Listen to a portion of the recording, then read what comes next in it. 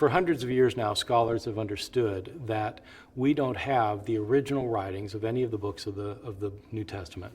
Whoever wrote the originals passed them into circulation, and those originals got copied, and then the copies got copied, and the copies of the copies got copied, and so on for years, decades, and centuries. Our earliest complete copies of the New Testament don't come to us for another 300 years after the New Testament was written. The problem with having all of these later copies is that they all differ from one another, sometimes in very minor ways, hundreds, thousands of differences that are minor, and sometimes these copies differ in major ways.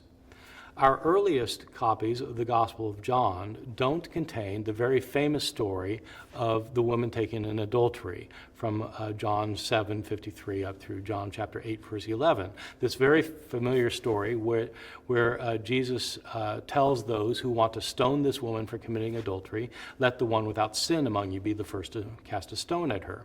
It's a gorgeous story. It's in all the Jesus movies. Everybody knows this story, but the reality is it's not in our earliest copies of the Gospel of John.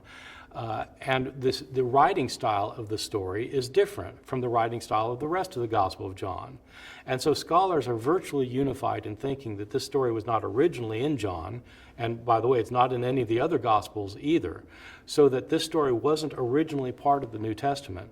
It appears that it started out as some kind of marginal note in a manuscript, that a scribe who was copying the Gospel of John had heard the story and put it in the margin, and the next scribe who came along to copy that copy thought that the first scribe had left it out. And so he inserted it in, and then somebody copied that copy, and it continued down through the Middle Ages then as being part of the Gospel of John, even though originally it wasn't there.